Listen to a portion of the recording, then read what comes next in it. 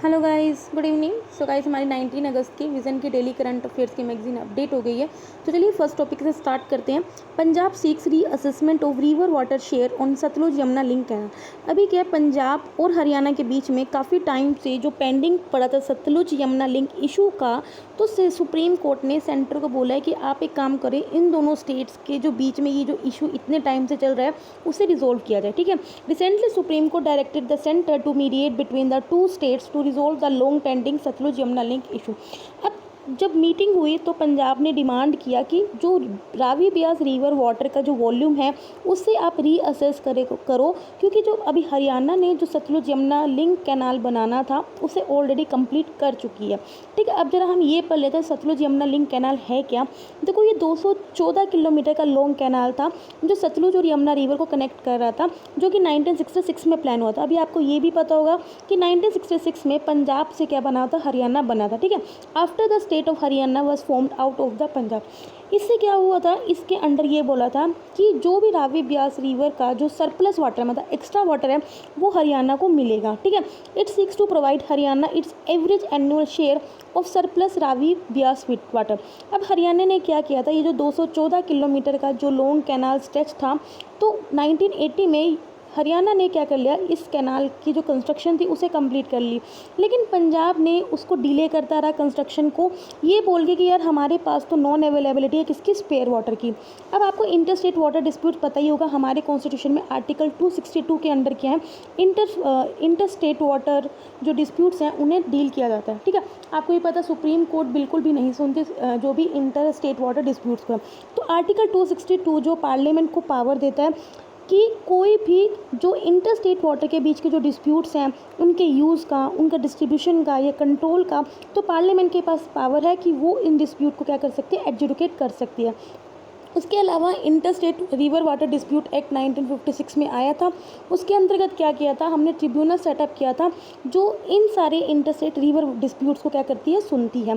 फिर अभी ये भी आपको पता होगा 2019 में क्या किया है, inter state river water dispute को अमेंड किया है, जिसमें वाज इंट्रोड्यूस लास्ट ईयर। हमने इसमें क्या किया, इस एक्ट को क्या किया, अमेंड किया। ठीक है, सो गाइस यही है कि दोनों जो हरियाणा और पंजाब के बीच में इस कैनाल को लेकर जो भी इश्यूज था, तो यही बोला है सुप्रीम कोर्ट ने सेंटर को कि आप एक बार उसको रीअसेस करो और रिजोल्व करो इन दोनों के इश्यूज़ का।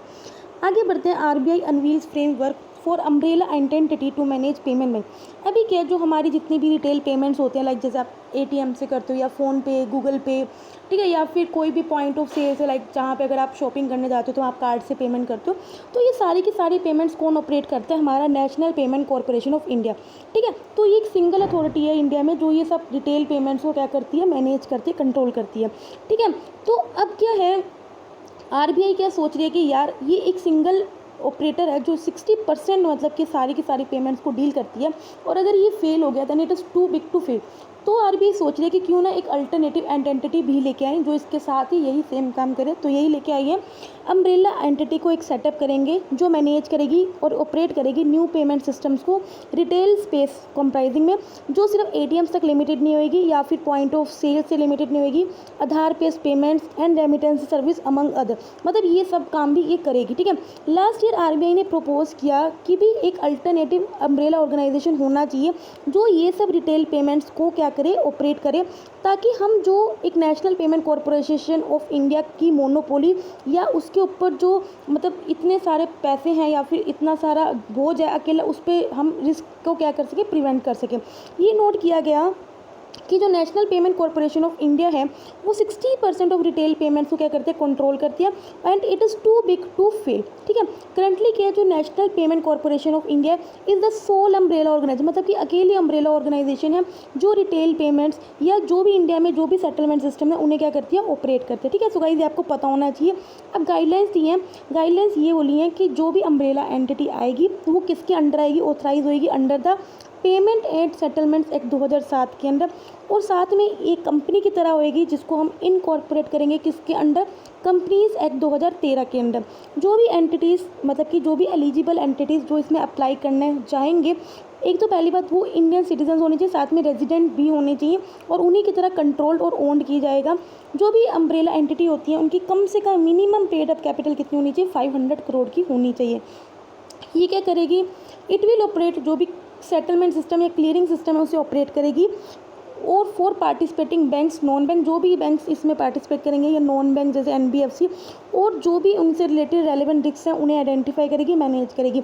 जो भी रिटेल पेमेंट्स हो रही हैं डेवलपमेंट्स में या फिर related issues in the country या इंटरनेशनली उसे भी मॉनिटर करेगी। ठीक है, तो गाइस आपको ये समझ में आ गया। बस बात सिंपल सी यही है कि पहले सिर्फ अभी तक national payment corporation of India जो सारी रिटेल पेमेंट्स या जो हमारा सेटलमेंट सिस्टम है उससे क्या करती है, ऑपरेट करती है।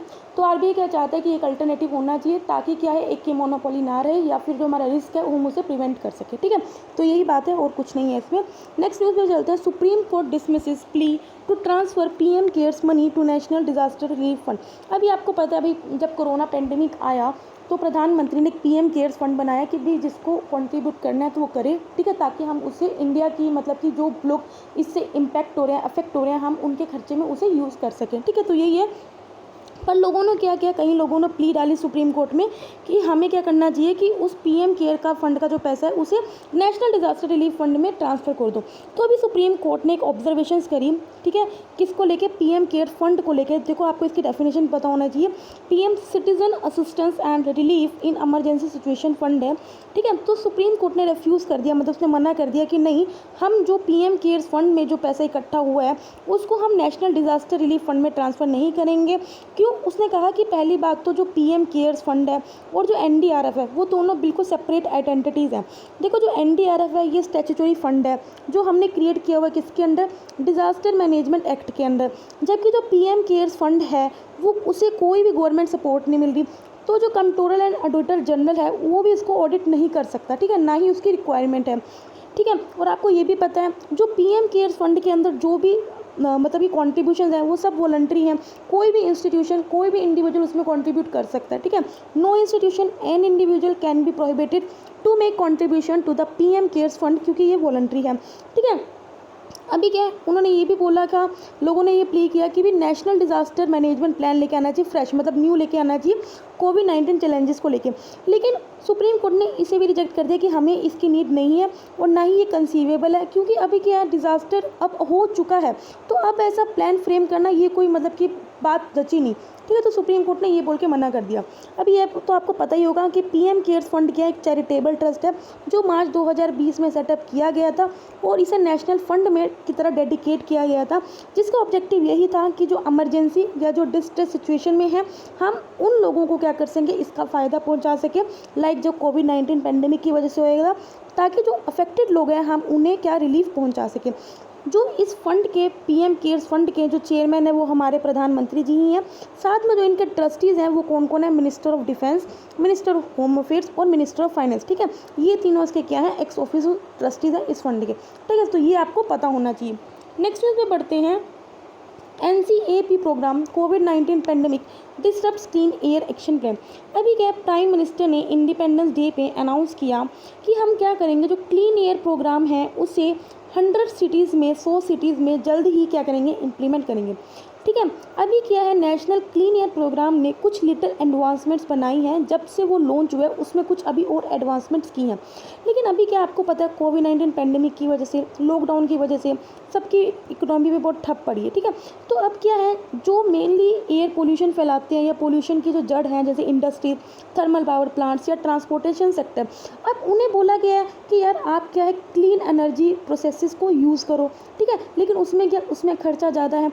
अब वो लोग COVID-19 पेंडेमिक की वजह से ऑलरेडी उनकी इकोनॉमी इतनी इम्पैक्ट हुई है, तो अभी क्या है, वो इतने मतलब कि सक्षम नहीं है कि वो एकदम से उसे स्विच कर पाएँ। तो इसमें यही बोला है, also with COVID-19 pandemic, lockdown and financial slow down, it is becoming difficult for various sectors like industry, thermal power plants and transportation to reduce emissions by switching to a cleaner process and fuel.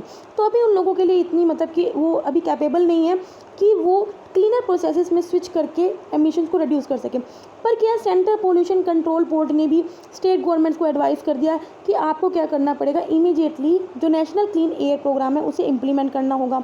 अब जो national clean air programme है, देखो ये pollution control initiative है जो ministry of environment ने launch किया था, ताकि हम क्या कर सकें, जो हमारा PM10 that is the particulate matter 10 और पार्टिकुलेट मैटर 2.5 है, उनकी जो कंसंट्रेशन है वो 20% कम कर सकें अगले 5 सालों में। मतलब कि ये 2017 में बोला था, तो मतलब ये था 2022 तक हमें क्या करना है, PM10 और PM2.5 की कंसंट्रेशन 20% कम करनी है 2022 तक। ठीक है, इसको हमने इम्प्लीमेंट करा था 102 नॉन अटेनमेंट सिटीज़ में।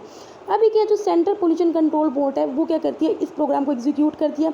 ये देखती है कि भी यार जो भी मतलब कि इसी फ्रेमवर्क में, जो नेशनल क्लीन एयर प्रोग्राम के फ्रेमवर्क में एयर पोल्यूशन को क्या प्रिवेंट किया जा रहा है, कैसे कंट्रोल किया जा रहा है, या उसे अबेटमेंट मतलब बिल्कुल ख़त्म किया जा रहा है। अब इश्यूज़ क्या है, नेशनल क्लीन एयर प्रोग्राम जो स्कीम तो हम ले आए, अब इसका इश्यूज़ क्या है, इश्यूज़ तो यही है। पहली बात क्या है, जो फंडिंग जो प्रोविजंस हैं उन पे क्लियरिटी नहीं है। दूसरा क्या है, लीगल फ्रेमवर्क नहीं है। देखो गाइस, किसी भी चीज़ में अगर लॉ नहीं होगा ना तो बंदा उसको नहीं करेगा। अभी क्या है, आप कहीं भी अपना कूड़ा फेंक देते हो, क्यों, कोई आपकी सख्ती नहीं है, लेकिन अगर आप पे फाइन लगा दिया जाए कि अगर आप यहाँ पे डंप करोगे तो आपको 100 रुपये फाइन लगेगा, तो आप क्या करोगे, नहीं करोगे। ठीक है, तो यही है, उसमें अभी कोई लैक ऑफ लीगल फ्रेमवर्क नहीं है, जिस वजह से इस जो प्रोग्राम की इफेक्टिवनेस है वो कहीं ना कहीं डाइल्यूट हो जाती है। दूसरी बात ये है, non deterrence policy to ensure targets are met. मतलब कि अगर किसी ने टारगेट अपना पूरा भी नहीं किया तो उसके ऊपर कोई सख्ती नहीं है कि हाँ यार आप पे कोई मतलब कि कुछ कोई भी फ़ाइन लगेगा या फिर कुछ भी होगा, ऐसा कुछ नहीं है। ठीक है, तो इस वजह से क्या है, ये कुछ इश्यूज़ हैं जिस वजह से इस प्रोग्राम की इफेक्टिवनेस नहीं है। ठीक है, आगे बढ़ते हैं नेक्स्ट टॉपिक पे अपने। 51 million rural households get tap water but pace slow for 2024 target. देखो गाइस, हमें पता है हमारा जो जल जीवन मिशन चल रहा है उसके अंडर हमारा एम यही है कि हम क्या कर सकें, जो रूरल हाउस होल्ड्स हैं उनको कनेक्टेड टैप वाटर की फैसिलिटी दे सकें। मतलब वही हर घर जल से नल, ये वाली बात है। तो यही है जो हमारा ये 2024 तक का टारगेट है। तो हमारा टारगेट है कि हम 189 मिलियन रूरल हाउस होल्ड्स में क्या पहुंचा सके, कनेक्टेड टैप वाटर पहुंचा सकें। ठीक है, लेकिन अभी देखा गया अगस्त 2020 तक हमने 51 मिलियन हाउस होल्ड्स को टैप वाटर की कनेक्टिविटी दे दी है। मतलब कि 27% लोगों को हम कनेक्टेड टैप वाटर दे चुके हैं। इसमें से जो 20 मिलियन लोगों को हमने अंडर जल जीवन मिशन के अंडर पानी दिया है। हाउएवर, लेकिन हमें क्या करना है, 2024 तक अगर ये टारगेट पूरा करना है तो हमें जो अपना जो टारगेट है उसको पहले एक्सपेंड करना है। मतलब कि ये हमारी स्पीड अभी बहुत स्लो है। 51 मिलियन जो अभी हमने अगस्त 2020 तक दिए हैं तो ये स्लो स्पीड है। तो उन्होंने यही बोला कि हमें अपना जो पहले रेट है उसे हमें थोड़ा बढ़ाना पड़ेगा। अभी क्या किया है, तेलंगाना और हरियाणा में देखा गया 80% घरों में क्या किया, टैप कनेक्शन मिला है। जब मतलब कि बेस्ट परफॉर्मिंग आप समझ लो तेलंगाना और हरियाणा है, जबकि यूपी और वेस्ट बंगाल में सिर्फ और सिर्फ इवन कि लेस देन 10% लोगों को टैप कनेक्शन मिला है। ठीक है, अब कंटेमिनेटेड वाटर का यूज़ करने से आपको पता ही होगा कितनी डिजीज़ हो जाती हैं, डायरिया या फिर चाइल्डहुड मोर्टेलिटी, ये काफ़ी डिजीज़ हैं जो इसकी वजह से हो सकते हैं। ये मैंने आपको बता ही दिया। जल जीवन मिशन 2019 में लॉन्च हुआ था। इसका एम यही था कि हम हर रूरल हाउस होल्ड में functional household tap connection दे सकें। मतलब कि हर घर नल से जल प्रोवाइड कर सके। कब तक, 2024 तक। Functional household tap connection का मतलब यही है कि हम रूरल हाउस होल्ड में टैप कनेक्शन दे सकें और हम क्या कर सकें, उन्हें ड्रिंकिंग वाटर एडिक्वेट क्वांटिटी में दे सकें। मतलब कि हर डे हर एक बंदे को एटलीस्ट 55 लीटर पानी प्रोवाइड किया जाए और रेगुलर बेसिस। देखो, फंक्शनल का मतलब यही है कि वो फंक्शन में नहीं है, यही नहीं कि आपने 10 दिन दे दिया और उसके बाद पानी ना आया, नहीं, रेगुलर बेसिस पे आपको पानी देना है। और कितना देना है, 55 litre per capita per day. अब इश्यूज़ क्या हैं, जल जीवन मिशन में भी क्या क्या इश्यूज़ आ रहे हैं। पहली बार स्कीम की फंडिंग में इश्यूज़ आ रहे हैं। ठीक है, वाटर सप्लाई डिपार्टमेंट की जो कैपेसिटी है उसमें कहीं ना कहीं कमी है। ठीक है, इस वजह से क्या है, वो लोकल वाटर रिसोर्सेज को क्या कर देते हैं, निगलेक्ट करते हैं। Neglect of root cause of water contaminate. अब वाटर कंटेमिनेट क्यों हो रहा है, उसका कोज क्या, उसे हर बंदा निगलेक्ट कर रहा है। ठीक है, सो यही था इस न्यूज़ में। आगे बढ़ते हैं हम अपनी छोटी छोटी न्यूज़ पे। ARIIA 2020, देखो इसमें क्या है, Atal ranking of institutions on innovation achievement. Institutes हैं उनको रैंक किया गया कि कौन कितना इनोवेटिव है, तो उस हिसाब से इंस्टीट्यूट्स को रैंक किया गया। अब ये रैंकिंग इसने रिलीज़ करी है, MHRD ने करी है, that is the ministry of human resource development ने। इसका एम यही है कि हम जो इंडियन के एजुकेशनल इंस्टीट्यूशंस हैं उसमें इनोवेशन को प्रमोट कर सकें। ठीक है, इसने कॉलेजेस को असेस किया है, किस क्राइटेरिया पे, काफ़ी क्राइटेरियाज पे किया है। मेनली ये किया कि वहाँ पे एंटरप्रेन्योरशिप डेवलपमेंट कैसी है, इंटेलेक्चुअल प्रॉपर्टी जनरेशन क्या है, टेक्नोलॉजी कैसी वो यूज़ कर रहे हैं, या फिर कमर्शियलाइजेशन किसका है। तो काफ़ी एस्पेक्ट्स पे क्या किया, एसेस किया है। देखो, ये जो ARIIA अनाउंसमेंट मेनली क्या है, 2 ब्रॉड कैटेगरीज में इसने क्लासीफाई किया इंस्टीट्यूट्स को, और अगर सब कैटेगरीज देखा जाए तो 6 सब कैटेगरीज में किया। तो अभी देख लेते हैं टॉप प्लेस किसने किया, आईआईटी मद्रास। आईआईटी हमेशा टॉप पे रहती है, आईआईटी मद्रास ने टॉप किया है। सेकंड प्लेस फिर आईआईटी मुंबई, उसके बाद आईआईटी दिल्ली, ठीक है, under the best centrally funded institution category. ठीक है, आगे बढ़ते हैं। स्वदेशी micro processor challenge innovate solution for आत्मनिर्भर भारत। वही है कि हमें अपने भारत को आत्मनिर्भर बनाना है, तो हमें इंपोर्ट्स पे कम डिपेंडेंट रहना है। किसके लिए, माइक्रो प्रोसेसर, मतलब कि अभी हमें स्वदेशी मतलब अपने इंडिया में माइक्रो प्रोसेसर बनाने हैं। तो अभी आईआईटी मद्रास और centre for development of advance computing ने 2 माइक्रो प्रोसेसर्स को डेवलप किया है, जिसका नाम क्या रखा है, शक्ति, जो कि 32 बिट का है। दूसरा वेगा। तो गाइस आपसे डायरेक्ट पूछा जाता है Shakti and Vega can related to which, तो आपको पता होना चाहिए ये माइक्रो प्रोसेसर है, उनका नाम क्या रखा है, शक्ति और वेगा। अंडर किसके under, micro processor development programme, और ये प्रोग्राम किसका, ministry of electronics and IT। देखो इसका चैलेंज यही है कि हमें क्या करना है, इनोवेटर्स, स्टार्टअप्स और स्टूडेंट्स को इनवाइट करने की आओ आप इस माइक्रो प्रोसेसर्स को यूज़ करो और अपनी टेक्नोलॉजी को क्या करो, डेवलप करो। इससे क्या होएगा, जो भी हमारी इंडिया की जो फ्यूचर में रिक्वायरमेंट होने वाली है हम उसे पूरी कर सकते हैं। अब अगर हम यंग माइंड्स को पहले से डेवलप कर देंगे, यंग माइंड्स टेक्नोलॉजी पहले ही डेवलप कर लेंगे, तो हमें क्या होएगा, हम जो अपनी हम इम्पोर्ट्स पे जो डिपेंडेंट है वो हम कम कर सकेंगे। और जो आपको पता है इंडिया में हमेशा जो टेक्नोलॉजी है वो हमेशा ओल्ड टेक्नोलॉजी यूज़ की जाती है, तो इसमें है कि हम हमेशा टेक्नोलॉजी को अपग्रेड करते रहेंगे।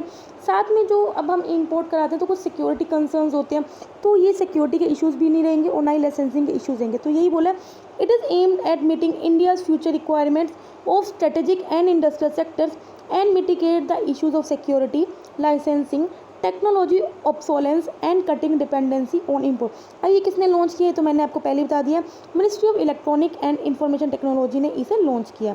ठीक है, नेक्स्ट न्यूज़ पे चलते हैं। National Cancer Registry Programme report 2020। देखो ये जो रिपोर्ट है किसने रिलीज़ करी है, ICMR, that is the Indian council of medical research, और साथ में national centre for disease informatics and research ने इसे रिलीज़ किया। गाइस ये सुबह न्यूज़ में भी था, अगर आपने ये देखी होगी न्यूज़ तो आपको पता होगा। की पॉइंट्स क्या है कि कैंसर के जो केसेस हैं वो अभी जो आया था, अभी आज में जो न्यूज़ आया था उसमें ये बताया था कि 15 लाख कैंसर के हमारे पेशेंट्स हैं इंडिया में, लेकिन 2025 तक ये कह रहे हैं कि जो कैंसर के पेशेंट्स हैं 15.6 लाख हो जाएंगे। 2020 में देखा गया जो टोबैको की वजह से जिन लोगों को कैंसर है उनका कॉन्ट्रीब्यूशन 27.1% है, और ये हाईएस्ट मेनली कहाँ पे, नॉर्थ ईस्टर्न रीजन में। मेनली जो मैन के अंदर, जो आदमियों के अंदर जो कॉमन कैंसर पाए गए हैं वो लंग का, माउथ का, स्टमक का या इसोफेगस का है, और जबकि अगर अमंग वुमेन जो कॉमन कैंसर है वो ब्रेस्ट कैंसर और कर्विस यूट्रिस कैंसर है। ठीक है, सो ये आपको पता होना चाहिए। पहली बात तो ये पता होना चाहिए रिपोर्ट किसने पब्लिश करी है, पब्लिश वाला तो नाम आपको पता ही होना चाहिए, एनी कुछ, ICMR, और साथ में national centre for disease informatics and research. Pandit Jasraj, जो गाइस ये आर्ट एंड कल्चर से रिलेटेड क्वेश्चन है। देखो ये एक प्रोमिनेंट इंडियन क्लासिकल वोकलिस्ट थे, ये मेवाती घराना से मतलब एसोसिएट थे। अभी मेवाती घराना क्या है, देखो ये ख्याल बेस्ड हिंदुस्तानी क्लासिकल म्यूजिकल फैमिली थी जो कि 19th सेंचुरी में फाइंड आउट की थी। जो मेवाती घराना था उन्होंने अपना नाम कहाँ से लिया था, राजस्थान के मेवाड़ रीजन से लिया था, from which it's founding exponents held. जो पंडित जसराज थे उन्हें पद्म विभूषण भी दिया हुआ था, और ये मास्टर थे किसके, हवेली संगीत के। ठीक है, आगे बढ़ते हैं। माली, माली आपको पता है अफ्रीका में कंट्री है। ठीक है, रिसेंटली क्या माली प्रेसिडेंट ने रिज़ाइन दिया है, किसमें, मिलिट्री कूप से रिज़ाइन कर दिया। माली की लैंडलॉक्ड कंट्री कहाँ पे, वेस्टर्न अफ्रीका में, मोस्टली सहारन और सहेलियन रीजन्स में है। जो नाइगर रिवर है फ्लो करती है through its interior, functioning as the main trading and transport artery in the country. आगे बढ़ते हैं। Ninja unmanned aerial vehicles UAV। देखो ये ड्रोन बेस्ड सर्विलेंस सिस्टम है। देखो आपसे डायरेक्टली पूछा जाता है ये किससे रिलेटेड है, ठीक है, तो आपको पता होना चाहिए इसका काम क्या है, हम पढ़ लेते हैं। ये ड्रोन बेस्ड सर्विलेंस सिस्टम है, मतलब कि मॉनिटर रखेगा। ये मेनली रेलवेज जो है ना वो डिप्लॉय करेंगे, ताकि जो रेलवे स्टेशन पे सिक्योरिटी है हम उन्हें बूस्ट कर सकें। वर्कशॉप्स टैक्स, आपको पता है रेलवे स्टेशन पे काफ़ी चोरी रहती है, ठीक है, ये चोरी चक्के बहुत होते हैं, तो इसलिए क्या है ये सर्विलेंस सिस्टम, मॉनिटर सिस्टम होएगा जो रेलवे पे डिप्लॉय किया जाएगा, ताकि हम वहाँ की सिक्योरिटी को बढ़ा सकें। ठीक है, रेलवे स्टेशन पे, ट्रैक्स पे और वर्कशॉप पे। ठीक है, it can also be use for mapping of railway assets. हम क्या करते हैं यहाँ, इससे हम जो रेलवे के जो एसेट्स हैं उसे भी मैप कर सकते हैं, ताकि जो रेलवे प्रॉपर्टी को कोई डैमेज ना कर पाए, एनरोचमेंट ना कर पाए, या फिर क्रिटिकल सिचुएशन जैसे कभी कभी जो भीड़ भड़ाका आता है तो उसके ड्यूरिंग भी हम क्या कर सकें, उसे क्रिटिकली मॉनिटर कर सकें। ठीक है, it can also be use for mapping of railway assets to assess the encroachments on railway property, crowd monitoring during the critical situations, etc. Last news vaccine nationalism. अभी देखो क्या है, WHO ने मतलब कि वार्निंग इशू करी एक तरह से। उन्होंने बोला कि यार जिस तरह से जैसे कोविड-19 की वैक्सीन सबको है कि यार जल्दी जल्दी आए तो हम अपने देश में मैन्युफैक्चर कर स्टार्ट करेंगे, ठीक है। फिर ज़्यादा से ज़्यादा क्या है हम बना के क्या करेंगे अपने देश को मतलब कि एक सिक्योरिटी रखेंगे। लेकिन क्या है अगर हम ज़्यादा से ज़्यादा इतना करेंगे तो हमें ये है कि पुअर कंट्रीज़ को नहीं भूलना चाहिए। तो WHO ने यही बोला है अमंग द कोविड-19 वैक्सीन की रेस लगी हुई है among the different countries. WHO has question member Nations about the risk of vaccine nationalism. मतलब कि अगर सबने ये ठान लिया कि नहीं यार वैक्सीन मैंने क्रिएट किया है तो मेरे तक ही रहेगा, या फिर मैं अगर बेचूंगा तो हाई प्राइस में बेचूंगा, तो इससे क्या होएगा जो पूरर कंट्रीज़ हैं वो उसका असेस नहीं ले पाएंगी, ठीक है। तो WHO ने यही बोला under this each country takes and every nation for itself approve. अभी इसके अंदर क्या हर कंट्री क्या कर रही है कहीं ना कहीं ये अप्रोच लेकर चल रही है every nation for itself approve, ताकि वैक्सीन को सिक्योर किया जाए, क्योंकि as they are developed by private companies at high price point. क्योंकि ये जो वैक्सीन प्राइवेट कंपनीज डेवलप कर रही है वो भी हाई प्राइस पॉइंट है, जिसकी वजह से क्या जो पुअर कंट्रीज हैं उनको इसका असेस क्या है कम हो सकता है, ठीक है। तो यही है जो WHO ने क्या किया क्वेश्चन किया है, ठीक है। सो गाइस आज 19 अगस्त की डेली मैगजीन हो गई है। अगर आपको अच्छी लगे तो लाइक करना, और अगर आपको कोई दिक्कत हो तो कमेंट करना। तब तक के लिए बाय बाय, टाटा।